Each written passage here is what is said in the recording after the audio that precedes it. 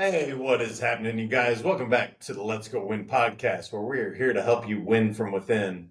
And we're actually going to do that today in a couple of ways, actually. We are going to talk about mindset, uh, perseverance, intention setting, manifestation, a little bit on how to actually be your own bank. And that's at the very, very tail end. But the gentleman I have coming on, he's got this, he says he's a self-proclaimed visionary. And when you hear what he does, you'll see it. But he breaks it down to such simplistic way of doing it. I think everybody can absolutely gain from it. Chris Naugle is the founder and CEO of the Money School and the Private Money Club. He empowers people to take back control of their finances by teaching them how to become their own bank, helping them solve money problems and create lasting wealth. Well, Chris, so good to have you on the show. And after all these technical challenges on my side, my bad, so good to see you, brother. How you doing? Hey, I'm doing good, man. Thanks for having me on. It's my pleasure. That's one of those weird things that I said. How you doing? I try not to use that. It's such surface level. How are you doing? You know what, man? Tell me what's really exciting in your world right now, because how you doing is such a thing that we've been conditioned to say. I know you have a hell of a lot more going on than that silly question. So what are you working on right now that really excites you? There's a lot going on right now that's really exciting, but if you kind of consolidate it down to business, we brought a guy, actually a company, on to look at all of our different operations, because we have lots of different divisions in what we do. And I'm a visionary. So the problem with a visionary, and the problem I had, is I had built everything that I dreamt up 4 years ago, and all those companies were doing great. But I knew there was like a big picture thing I was missing, and I just couldn't see it. As a visionary, you get really in this dark place when you can't see what the future is supposed to be because you're too deep down the rabbit hole. And that was me. So I brought engaged this company for 3 months. And in the first month, they're like, oh my gosh, like after going through everything, talking to my executive teams, they're just like, dude, here it is. And they laid it out, and effectively not going down that rabbit hole, but really what we're doing is we're in the process right now of vertically integrating all of my companies into one. So from start to finish, everything is aligned. And then we are adding we're building a parallel universe, if you will, parallel companies that are all built on AI and blockchain and just all the technology that will drive the future. And then we're going to basically, in a period of about, I figured take probably 4 to 6 months, we'll basically start merging them together. And, just we're heavy in the money space, but also I have technology companies. So it's the perfect merge of the money, the finance, and everything we do over here with the future world of technology, bringing them all in. And when the Genius Act came out, which is very recent, paving the way for stable coin as deposits with banks on a one-to-one. Not going to go down that one, but I love solving problems, and a problem surfaced that I know we can solve, and it's a huge problem that gives a massive valuation. So what am I excited about? I'm excited about building this thing, or I should say building the thing that will build the thing. And it's going to, number one, it's going to change my industry. First and foremost, the software we've already built called the Vault is going to change an entire industry. It's revolutionary. But then the secondary piece that we're going to build, which bolts onto everything else I just mentioned, is going to change more than just my industry. It's going to change everything and how we operate in the space I'm in. I'm curious, brother, being the visionary, to have the foresight to say, you know what, we're operating pretty good, but we could operate at a higher level. That takes some humility. That takes some self-awareness to say, look, man, financially, we're doing pretty well. Things are going well, but it could be a little better. What ultimately got you to say, you know what, I'm going to find this company, whoever that company was, that is going to help us take it to the next level? What was the impetus that was like, you know what, we can do better?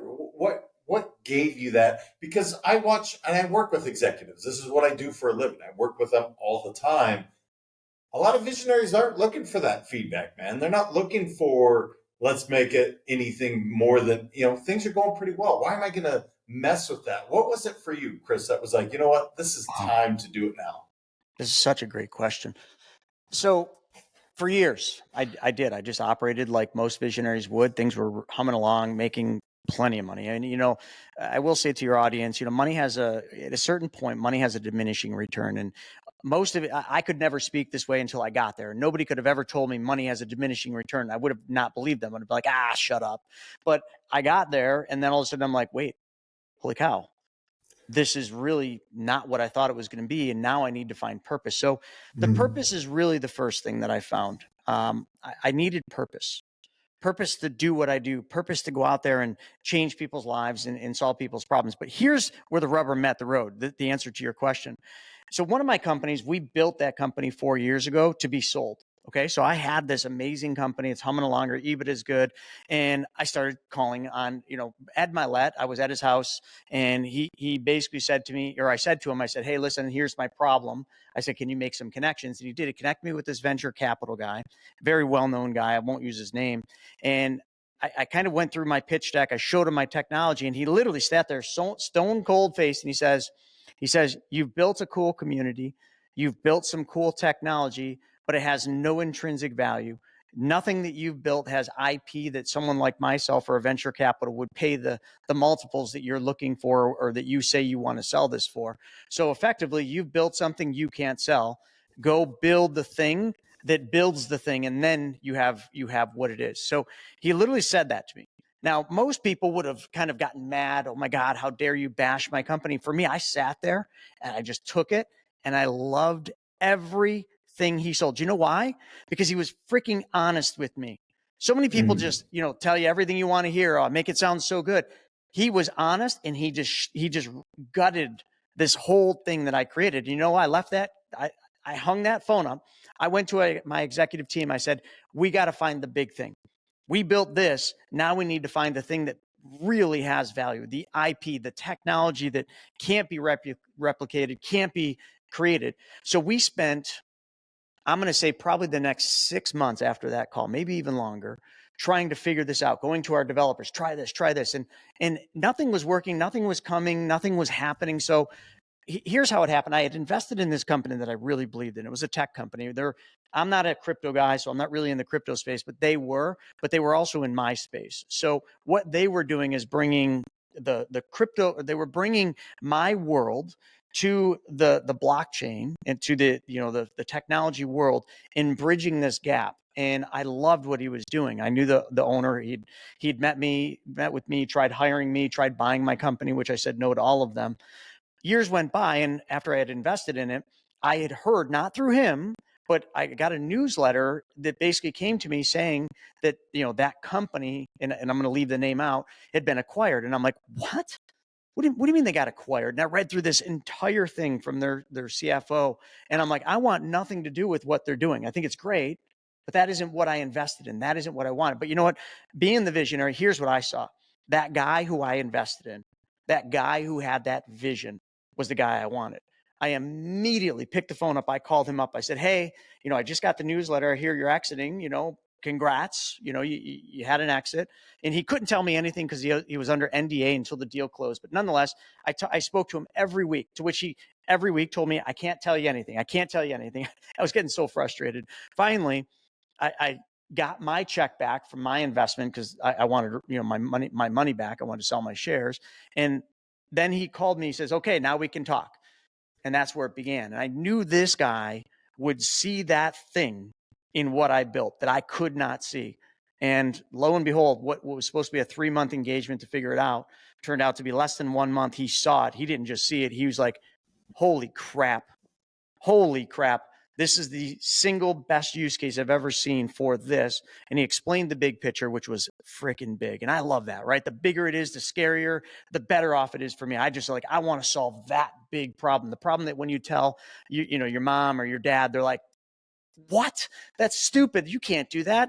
Yes, I can. And watch me do it. Like, I'm that kind of guy, like, hold my beer. And that's how it happened. That VC that I spoke to completely gutted me was the single greatest thing, because he let me know that what I had wasn't what I thought I had. I think there's a great lesson there that I've said it many times on the show, but I think we all need to hear it. Feedback is gold, guys. Yes. Don't get mad. Don't take it personal. This is not a personal. In fact, when you're paying somebody to do that, just as you paid the group to come in, you're not paying for them to give you a pats on the back, be a yes man, and say, "You're so awesome, Chris. Let me tell you how great you are." No, poke holes in this thing, because ultimately, like you said, I want to find the purpose, or I want to sell my company for X amount of turns, whatever your purpose is. Let them do their damn job. I see it so often, Chris, where that's not the case. You're in the money space. I mean, how often are you sitting, or we're sitting with clients, talking to them about their retirement, seeing the facts and the figures, and people, the scarcity, I think, is what happens. And I think it's that, like, well, I don't want to look at that scary thing that you're telling me, Chris. Please don't tell me how bad it is. You are willing and able to say, all right, guys, blow it up. Tell me what the heck is wrong. And I know I can build it bigger. So obviously there's a huge sense of confidence that you have attained through your years of doing business. But I don't know what the point of the thought is, but I want my audience to hear that. Feedback is gold. Let me keep going on it, because this is really important for your audience. And, I don't know how many people you have on that can actually speak to this, but here's the things. I've been in business since I've been 16. I'm now 48. So I've got a lot of experience, and I've got a lot of failures, and my failures are my greatest attributes. But the one thing I'll tell you is, throughout this journey, I would say from my late 20s on, I've always had mentors. And I used to be a pro snowboarder. So when I was a pro snowboarder, I had coaches. So I got used to being coached. I got used to being told, you did that wrong. You didn't do this right. You could have done that different. Why didn't you do this? And my answer, in snowboarding was always like, well, that was, I did what was easy and what I knew I could land. Yeah, but if you did this, you would have won. And that was the coaching. So then in business, I've always had mentors. And, the funny thing is, I'll never forget my first mentor, Scott Duffy. And I remember meeting with him, me and my wife. We were at a critical time, and we were in the flipping business, and I was a financial advisor at the time. It's kind of lost soul. And I remember he looked at us, he looked at what we were doing, and he says, "This is a complete mess." And then he threw out a number that basically he was going to charge us per month. And I remember thinking in my head, and I'm sure my wife was thinking the same, there's no way we can afford this. But you know what we did? We paid it.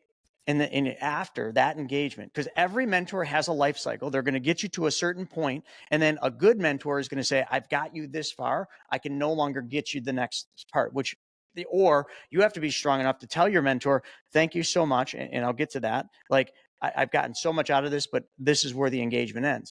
So Scott got us through this crazy period of time and became a dear friend of mine. And that's the other thing.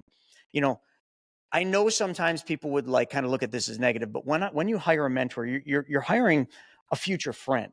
They get to know you so well. They get to know your business so well. They become your cheerleader, but they also become your biggest critic when nobody else will be your critic. Throughout my business, journeys that I've done, and all the companies that I've built and exited and different things, I've had mentors. I just finished an engagement with a mentor. He owned a family office, managed billions of dollars.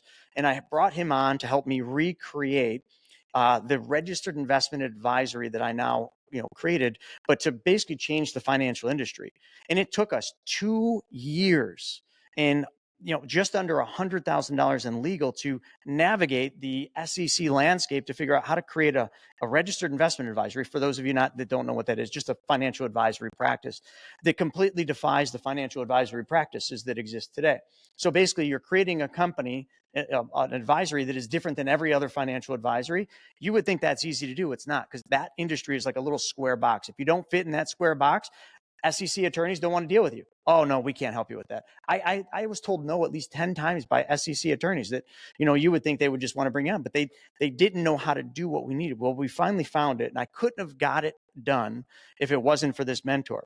He was $5,000 a month. Now, some of you might think that's a lot. Some of you might think that's not a lot. But for what I got out of the period of time, which was probably about a year and a half engagement for start to finish. But just this Saturday, I was on the phone with him. I still retained him to find me a CEO for that company, because he's the perfect guy to do that. But, I told him, I said, where do we go from here? We're like, RA's opened, it's functioning. And his answer was, I think my engagement is done, but let me think about it. And then let me see if there's anything we missed, but I think we're done. So now I'm mentorless, but I will find the next one. Okay, this 3-month engagement I did was $10,000 a month. And that's a bargain. I'd pay $100,000 a month for what I just got from this other guy. But now that guy, because he believed in my vision, I'm up to that current guy, right? The guy that we just brought on as a 3-month engagement to find the big thing. He found the big thing, but the big thing is so aligned with him. But see, I already knew this because I knew the company I was investing in. I invested in him, in his vision. So when I brought him in to look at mine, I knew what I was going to get. I knew he was going to find it. Didn't think it was going to be that quick. And now what we're in talks on is, he's going to be my new CEO or COO because he's got the vision to get me where we need to be. He's got the team to get me where we need to be. But also just having him come in, he frees my time up to work on the business again. I got every entrepreneur, and this, you're in the business. We get caught running our business. We get caught in the weeds of our business. And when you do that, I'm guilty. I've been there many times. And when you get there, you can't see your way out of the forest. You're so stuck. You literally create yourself a trap. You create a job. And no entrepreneur wants a job, but that's exactly what we create until we get smart enough to realize we can't find our way and we got to bring somebody in. And when that person comes in and they tell you how much they're going to be to do this, most people would be like, oh, there's no way I can afford that. And my thing is always, always has been, cost is only an issue in the absence of value. So I reframe the question to myself in the mirror. What is the value? What is it you're seeking? What is the problem you need solved? Once you can answer that to yourself, cost is irrelevant. It's irrelevant. It's the value that advice or that mentorship or that person brings to solve your problem. The value. That's all you need to focus on. Yeah, what I love about it too is this $10,000 engagement, and is going to now, if he's going to be your COO or CEO or whatever he ends up being, it's going to be a hell of a lot more than that. Just knowing the world that you're in, I know. Oh my gosh, he'll be $500,000 a year. And that's what I want people to hear is he's recognizing talent, right? This is the other thing that I think great visionaries and leaders do. You brought somebody in. Holy cow, you literally figured out the problem that I couldn't see because I couldn't see the forest through the trees. And now I'm not just going to end the engagement like, hey, thanks so much, high five, call me every 3 months. No, brother, I want you to be a part of my company. Yes. I think so often, and maybe I'm not quite sure where it comes from, Chris, but I see people not take advantage of, I have this talented person right in my atmosphere, right? It's there. And yet maybe it's my ego. Maybe it's they're too big. They don't even present the opportunity. And I watch these deals happen all the time, slip through the fingers. Congrats on for you to say, look, man, not only do I appreciate what you did for the 10 grand a month, but you're not going anywhere, brother. And I'm sure he was probably excited about the opportunity as well. Can you talk at first, it was just an engagement. Yeah. You're right. At first, it was just an engagement. And we kind of talked about this. He's like, well, maybe I'll be your buyer. Maybe I'll be, the person you work with to do this. It was always just these ideas because he was finding his way. But then we got clear, right? And then we got clear. And then we got laser focused. And when we got laser focused, he basically he can't see a future without him being part of it. Now, this is the person that I hired, right?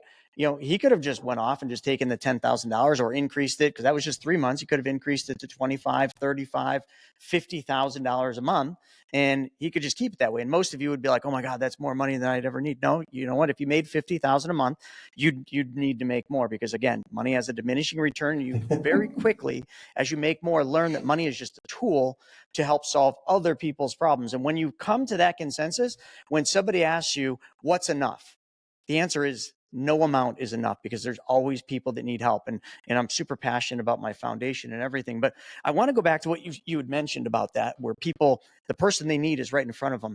I read a lot. And every morning I get up at 5 a.m. So I get the hard stuff out of the way in the morning. In the summer months, I get up at 5 a.m. I ride my bike to the lake. I run around the lake and then I dive into the lake and I swim. And, I just swam last week. Okay. Last Saturday, just so you all know, I live in Buffalo, New York. Okay. That should tell you something. We are just about to turn into October. The water, I don't know, 60, 65, too cold. Let's just put it that way. I wear a wetsuit top, but when you dive in, no matter how much you are okay with cold, you let this weird screech out that I'm sure the birds hear and fly off the trees.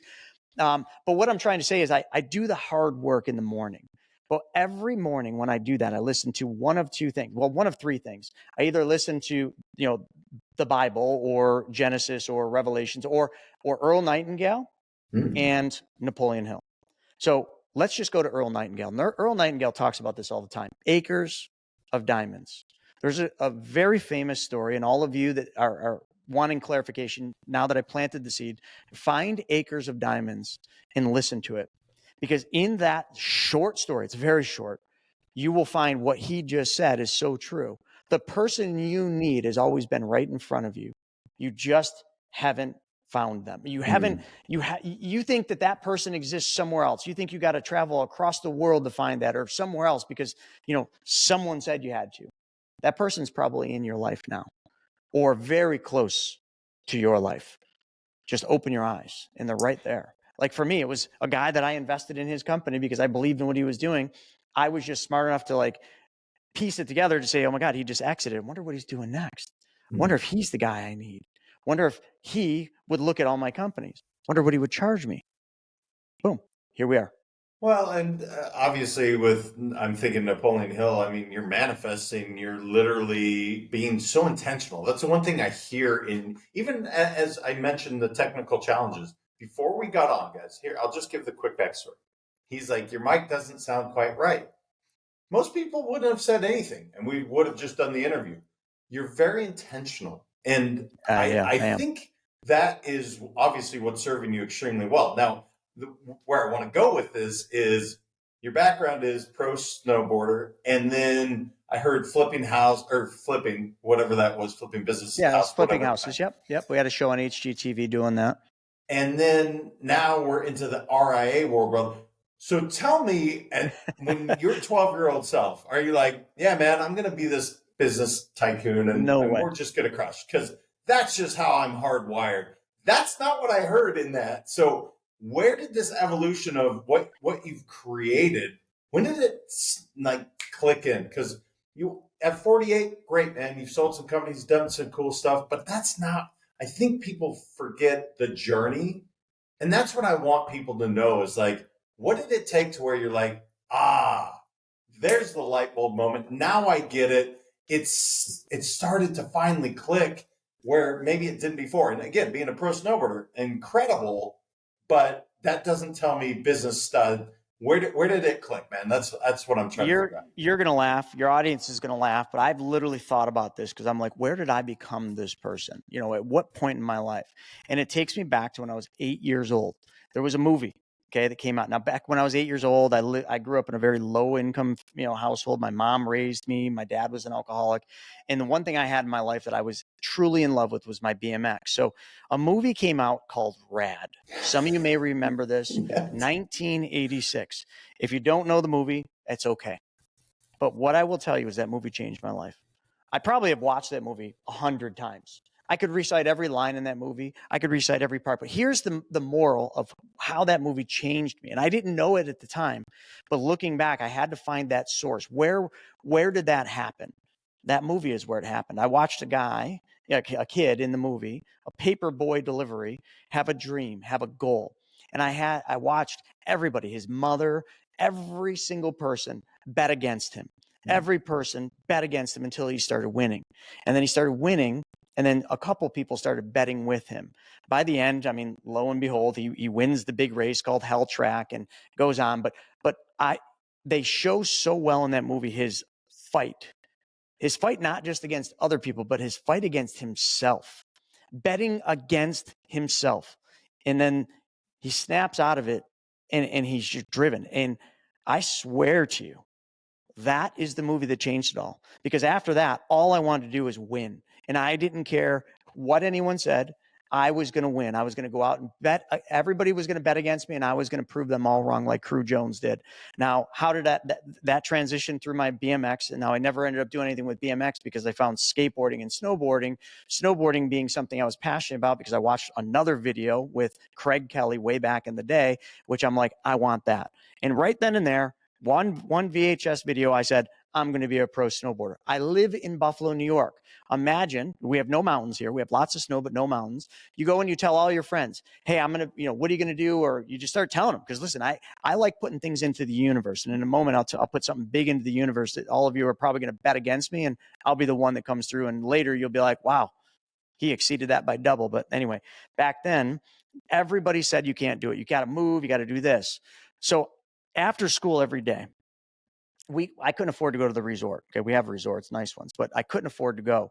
So there's this country club by where my school is. My mom would drop me off after school at this country club, which was built in a ravine.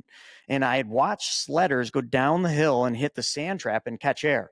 And I'm like, oh my gosh, there's my jump. So I'd go in the sand traps and I would build jumps out of them, which gave me a nice in run to it to get speed and a nice landing area. And I would literally in high school, or actually probably middle school at that time, I would draw pictures of what I'd watch in the videos, what I'd see in the magazines, and I would write them down. I'd have my trick list that I'm going to learn.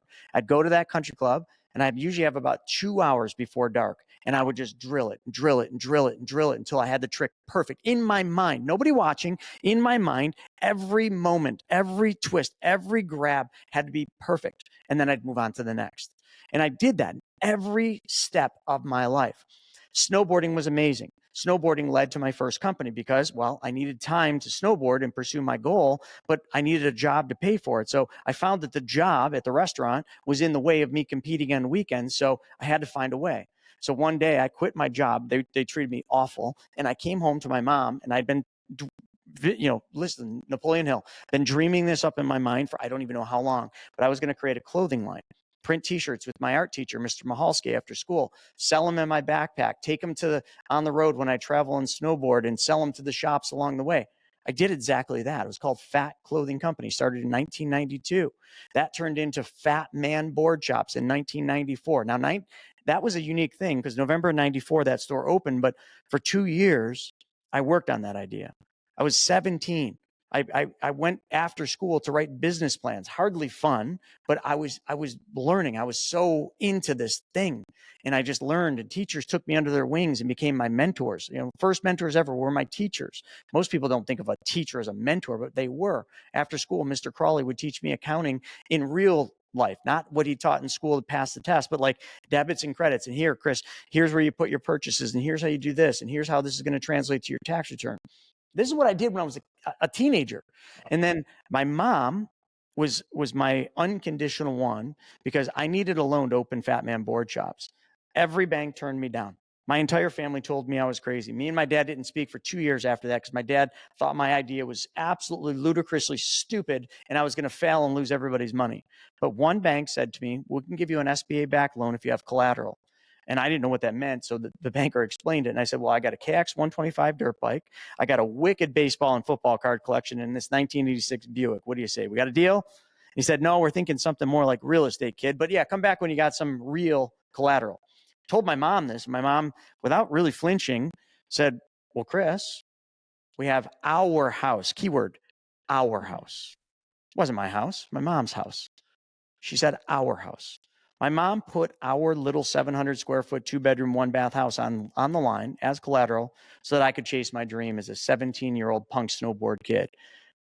Now, everything changed after that because now I can't fail. If I fail, we lose our house. So a lot of hard lessons there, a lot of entrepreneur lessons that I hope nobody ever has to go through, but that's where it went. Now, I rode that train perfectly for a long time and lived a dream. A true dream where literally I didn't know, I'd have to pinch myself, to make sure that I was awake. It's how perfect it was. Pro snowboarder, running skateboard, snowboard shops, expanding them. And then the first recession of my life hit, the .com recession. And it brought me to my knees. You were kind of trying to piece this together. How did I land in Wall Street? That's how. I needed a job. Nobody's hiring during the recession, but Wall Street was. So I entered Wall Street. And that was 2003. I spent 16 years in that hellhole, that place. And I learned everything I needed to know that that wasn't right. And there was more out of life. And then real estate and the show and right up to where I'm at today.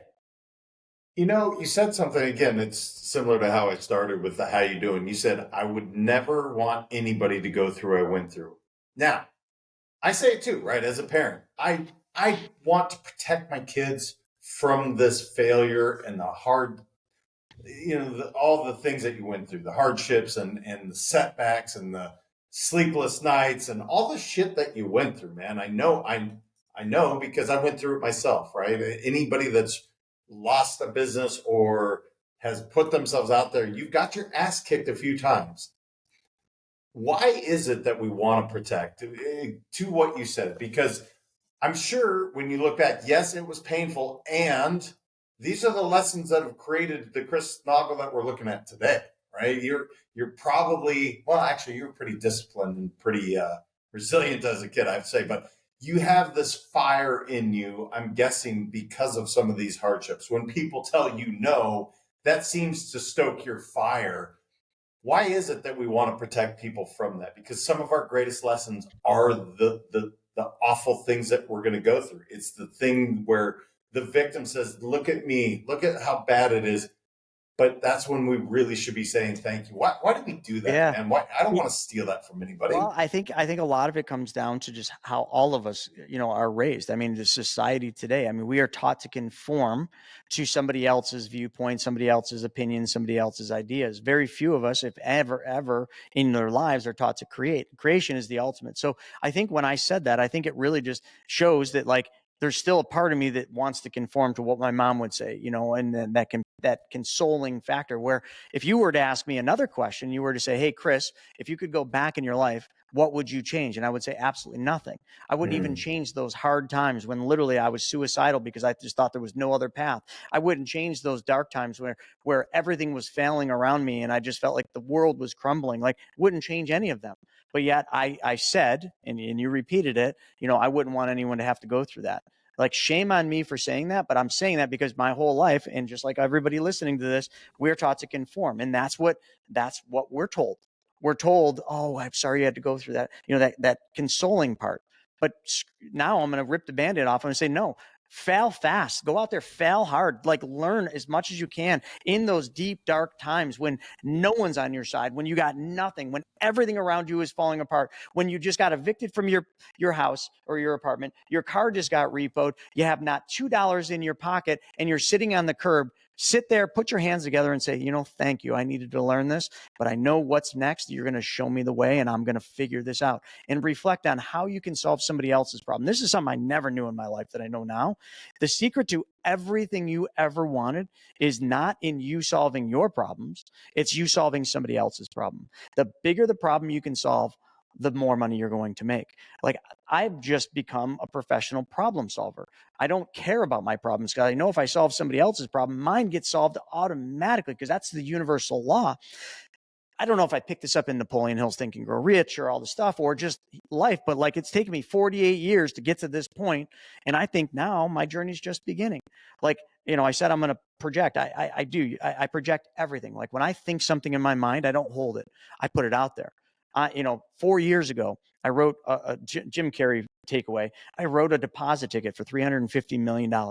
That's how much money I was going to sell Private Money Club for. That deposit ticket is still uncashed in my wallet. But you know what?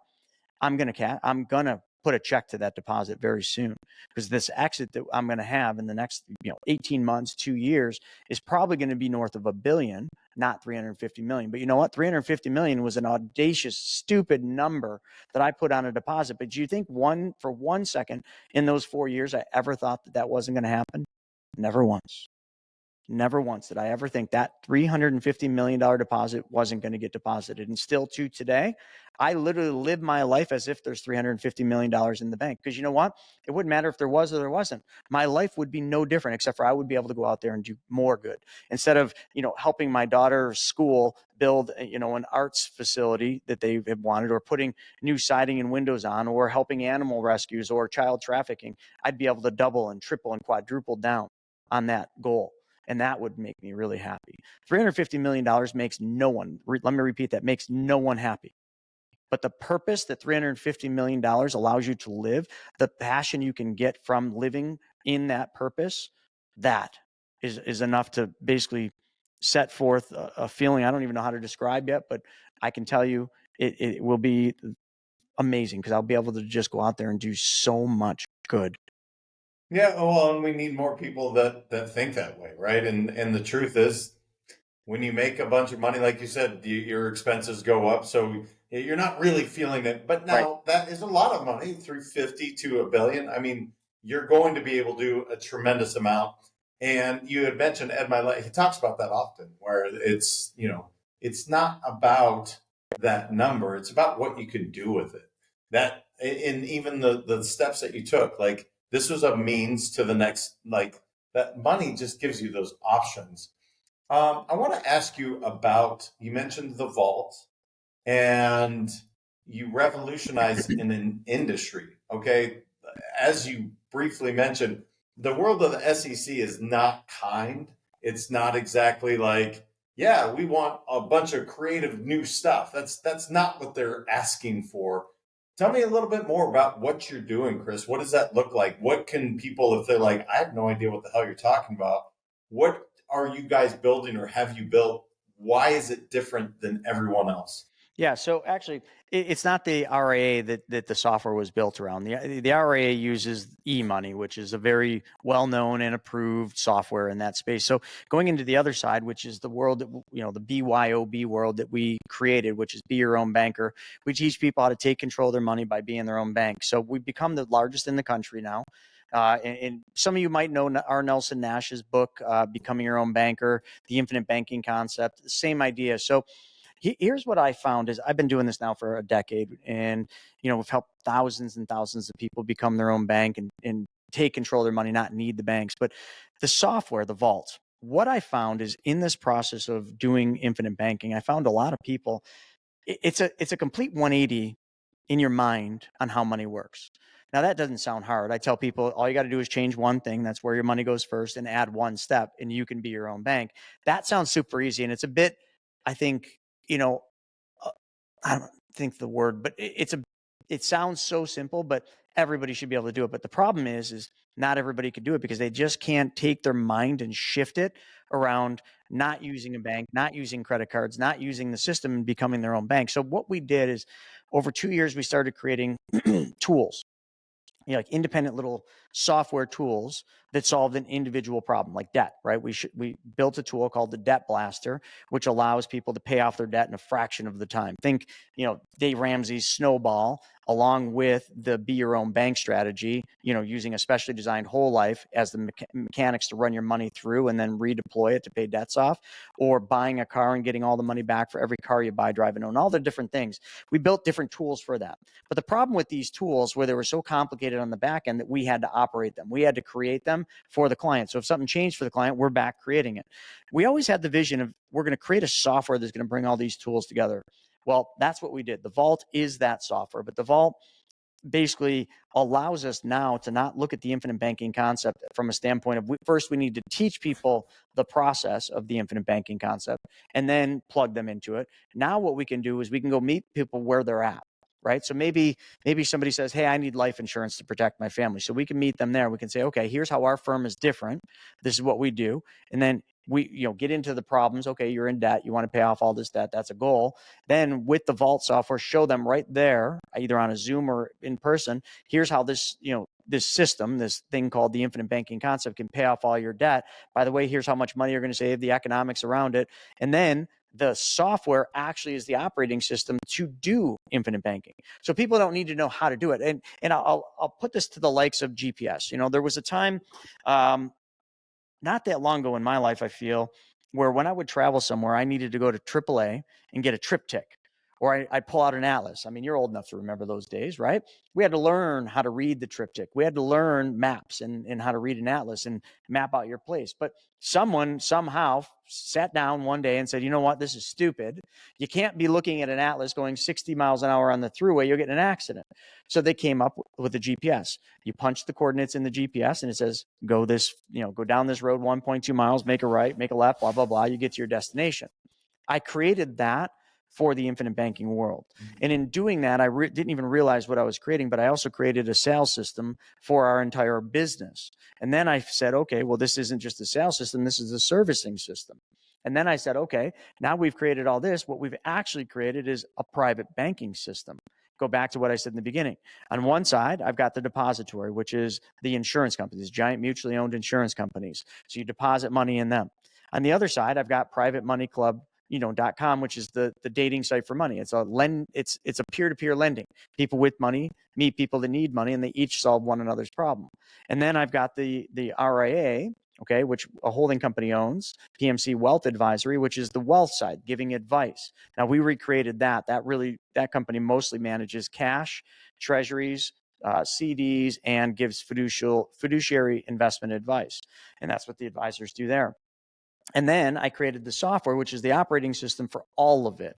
And it just brings it all together. So it's going to change an industry because the industry right now is archaic, the life insurance industry. It's on literally a collision course for death in the real sense. I mean, LIMRA numbers show that like they're not retaining people. The new world and the way that they used to do things back in the day, they don't match. Well, guess what I've done? I've created the solution. I've created a scalable, duplicatable system that will not just help the life insurance world, survive. It'll help it thrive again because of technology and AI and things that didn't exist even 10 years ago.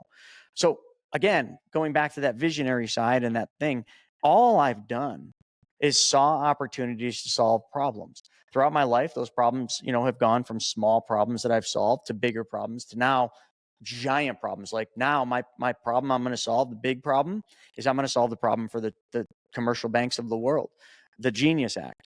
They cannot transition to meet the Genius Act and make that happen because their legacy software won't allow them to do it quick enough.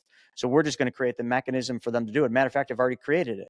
Now all we need to do is add the technology, find the way to take it from, the crypto world, the blockchain world, and bring it back down to the fiat world, which we've already got that. So it's just a matter of putting pieces together. And who's my buyer? Every commercial bank in the United States of America becomes my buyer. That's how you do it, folks. You find a problem, you reverse engineer it, and once you solve the problem, your buyer's already there. You don't need to find the buyer. They just appear. Yeah, what I loved is the way you broke that down to simplicity. You're like, well, and then you plug in the software. You don't get caught up and mired in the details. You find people that are great at that, I'm sure. Bingo. Who, not how. Yeah. I can't do all that stuff. Like people are like, oh my God, this guy's brilliant.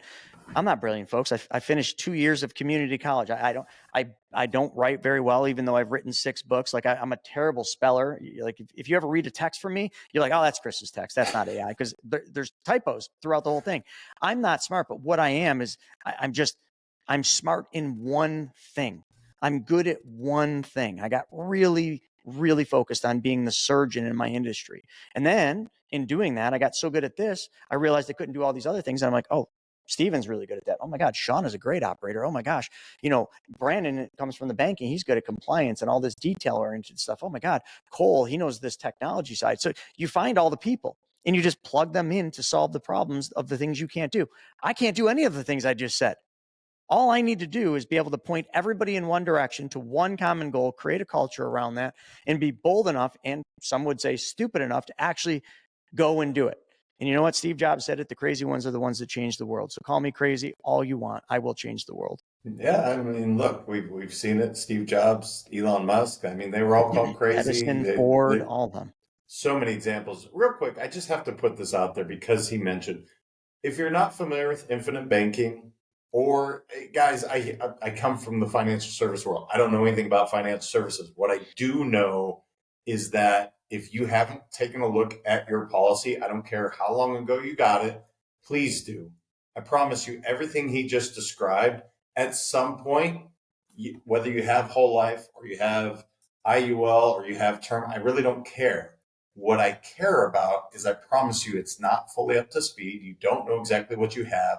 And without even looking at the vault, I know what this software is going to do for you. It's going to help you understand what exactly you do have, your kids, your beneficiaries, whoever that is. So I just have to put that out there, Chris, because Thank I you. just think it's so, so important.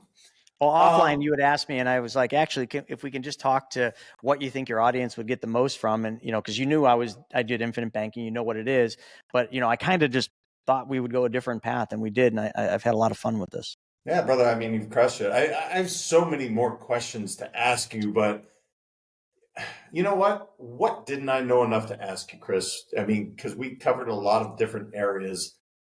We started with what you're excited about. Is there anything else in your journey of being a visionary, something that you want to make sure, like, audience, please hear this right from my mouth. This is something that you can really take and you can use it for yourself. What didn't I know enough to ask you, brother? You didn't ask me about my daughter, and and we never went there because we just talked business, business, business. But I've learned more watching. My daughter's only 5, folks, but I've learned more watching my daughter. Every single year, becoming the big 5-year-old she is now, and I've watched how I've been able to, kind of help her through life. And being an entrepreneur, being as busy as I am, running, I think we have 19 companies now. See, I don't even know how many companies we have, but it's something like 19. I'm at work a lot, but what I've done is I've learned when I come home, I've learned how to shut it all off and just be present for her. And I've learned to feed into her, but I've also learned how to, even at 2, 3, 4 years old, instill my values into her about what it is I do. So now my daughter, I feel I'm super excited for her, but I also kind of feel bad for her because she's going to have this weird thing that when she kind of gets to the age where like some of this stuff comes to be, she's going to look at her friends and how they use money and what they're taught about money. And she's going to be like, are you all stupid? She's not going to know. Like, she's literally going to look at them and be like, that's the dumbest thing I've ever heard. You just bought that car using the bank's money and you make payments to them every single month. Why aren't you just making payments back to your bank? She's going to have this weird learning curve. So, it's not that you didn't ask it. It's just that I didn't really go down that path. But my daughter, you ask why, what is my why? I can give you a bunch, but my daughter's the why. And it is for every dad out there. Our kids are our whys. So like everything I'm doing right now, I've been pushing the sleigh really hard, and that's what we always call it. I'm pushing the sled really hard. And that's taking a lot of time. And this is my season to do that. So that then later, the season will be much different where I'll be able to be present a lot more for her at the time. But I still think it's really important, speaking to all the dads, no matter how much you go out there and you work and how much you put into your business, how much time you spend, just when you're with your little ones or old ones, however old your kids are, just make sure you're there and bring yourself to their level, because that's how they're going to learn from you. But if you just don't, then they're never going to learn, and they're going to either learn the wrong things or just go off rogue and learn what society has to teach them, which by me is not the way I want my daughter to learn. So I think if there's one thing I would say, it's that. And I'll quote something I always quote is Will Rogers. He said, the biggest problem in America is not what people don't know. Will Rogers said, the biggest problem in America is what people think that they know that just ain't so. And I think those words right there are so powerful, and they sum up my whole life. The problem isn't what you don't know, it's what you think you know that just ain't so. 16 years as a financial advisor, never once did I take the time or have the opportunity to learn about the infinite banking concept. I learned after or at the tail end of my advisory, and I still fought against it because it was against what they taught me, against what society wanted me to believe. And then when I flipped it and I really, really applied it, I'm like, why didn't we teach this to everybody? And then I asked my manager, and he said, well, in order to build the policy so that it does work for privatized banking, that's what they call it in the industry, but for infinite banking concept, you have to take a cut in your commission. Chris, go back to when you first started. There was 27 people in that new org in that room. The next year, how many were there? I was like, probably half. He said, by the third year, how many advisors were left in that room? I said, oh, it was just me and Vinay. And by the fourth year, it was just me. He said, so you want me to teach all of our advisors about the infinite banking concept, where they're going to love it. They're going to run out and tell their clients, and then their commissions are going to be reduced 60 to 90%, because that's how it works. Somebody's got to give so somebody else gets. It's no secret. Okay. The way the policy is designed for high early cash value, we have to give and we give up commission by the way we design it, so the client gets early access to cash value. You said you were the only one that made it 4 years out of your new org, and you did that with full commissions. Cut that in 60%, 70, 80%. How many are left in that room? He says, I got to believe zero, not even you. And he's right. So that's why it's always been a secret of the wealthy. There's a problem, right? And it's the distribution in that industry. You said it earlier, like it is a dying industry. So it is. Brother, I can't believe how fast this went by. I'm sure people could find you at, 19 companies is pretty easy to find. So easy to find. But where would be the best place? If people are like, yeah, man, I've heard this infinite banking thing or this private money club. That sounds really cool. Where's the best place to just connect with you and just continue to follow what you're doing? Yeah, probably easiest just I have lots of websites, but just go to chrisnaugle.com. It's Naugle. You can find everything from there, or my YouTube channel, since I'm very large on YouTube, at the Chris Naugle. I've got 1,300 videos on this subject, and I think you'll have a lot of fun watching them. So those would be the two best places, chrisnaugle.com or at the Chris Naugle on YouTube. Guys, I'm telling you, I built and sold 3 IMOs. I fought against infinite banking, and I've just been educated on it in the last year. And I'm telling you, I missed the boat for a long time too. I'm not advocating you to do it unless you think it's right for you, but at least educate yourself. Brother, you're awesome. Thank you so much for just showing up the way you did, man. I loved it. It's been a lot of fun. Thanks for having me on. Well, like I said, guys, that was literally a school on, how to really manifest what you want in life. What I loved what he said when he talked about the snowboarding story, where when he's saying, I'm a pro snowboarder, I'm thinking Buffalo. I don't think of big mountains, right? Again, I'm from Montana. You guys know we have big mountains, the Rockies. Even if he had said Vermont, New Hampshire, I'd be like, oh, yeah, sure. But no, he's in Buffalo, New York, and he had this vision of literally going to the country club, jumping off a sand trap, and that's literally how he created. That story alone just exemplifies who he is.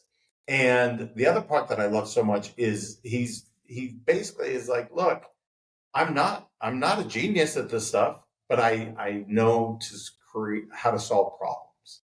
And he finds people that have incredible knowledge and he puts them together and they create these incredible things. So I loved it, man. And at the very end, at the very, very tail end, we talked about what infinite banking and how powerful that is. And I'm telling you, 20 some odd years of being in the financial service industry, I didn't really understand what it was.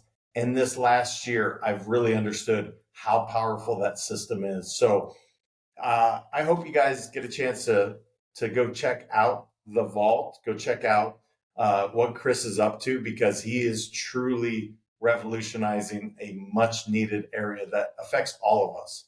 So please share this with somebody that you know, love, and care about. Please go look up Chris and what he's up to. Do yourself that favor. And until next time, remember, your mindset matters. I appreciate you guys so much. We'll talk soon.